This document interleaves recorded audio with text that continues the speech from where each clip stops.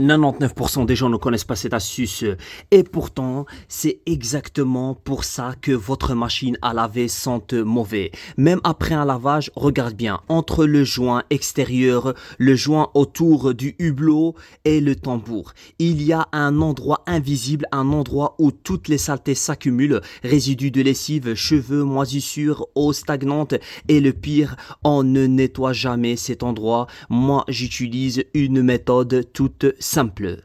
Je prends une spatule ou n'importe quel objet plat et puis je prends un chiffon et un récipient avec de l'eau chaude et qu'est-ce que je fais? J'ajoute un peu de vinaigre blanc au-dessus, comme ça. C'est bon. Et puis je prends le chiffon, je le trempe dans le mélange. Voilà. Et puis je les sors comme ça. Et puis je l'enroule autour de la spatule, comme ça. Impeccable. Et là, je viens doucement écarter le joint et passer au-dessus, tout autour du tambour, comme ça. Vous voyez? Ça, c'est le tambour, ça, c'est le joint. Et je passe comme ça. Et je fais quoi? Je tourne. Je tourne le tambour. Comme ça. Après, vous pouvez même tourner comme ça si vous souhaitez.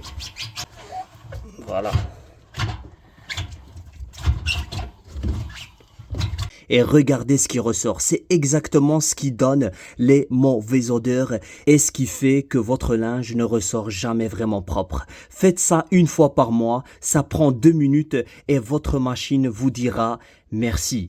99% des gens ne connaissent pas cette astuce. Si toi aussi tu veux que ton four soit nickel, propre et enlever toute la saleté sans aucun produit chimique, reste bien jusqu'à la fin. J'utilise seulement 2 choses incroyables que tout le monde a à la maison. Je prends un demi-citron et je prends du bicarbonate de soude et je viens mettre comme ça au-dessus. Et puis je passe comme ça. Ça doit être partout. Voilà, comme ça. Et là, je frotte directement à l'intérieur du four. Regardez bien. Voilà.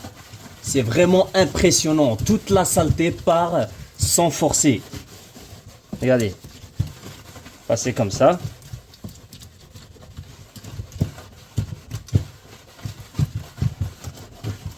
Et regardez, vous voyez? Ça absorbe toute la saleté. C'est impressionnant. Et puis je prends un chiffon un peu humide et je vais passer partout. Voilà. Je passe partout. Et regardez bien ici. Avant, c'était sale, plein de graisse incrustée. Et maintenant, tout est parti. Entre avant et après.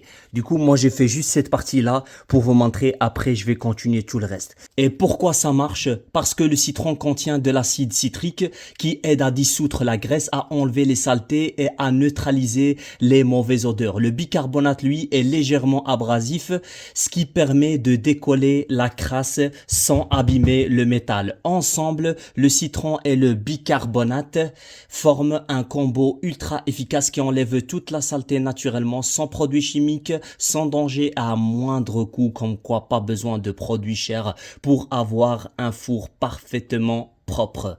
99% des gens ne connaissent pas cette astuce.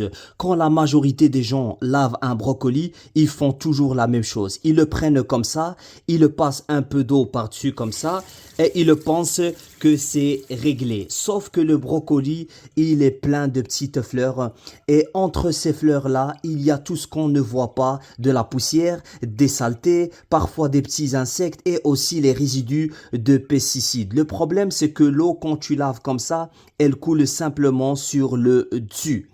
Elle ne rentre pas à l'intérieur, donc tout ce qui est coincé reste coincé. Maintenant, regarde bien, tu prends le brocoli et tu le retournes tête en bas, comme ça. Quand tu passes l'eau comme ça, le brocoli agit comme une pomme de douche, vous voyez? L'eau rentre par la tige et ressort par toutes les petites fleurs.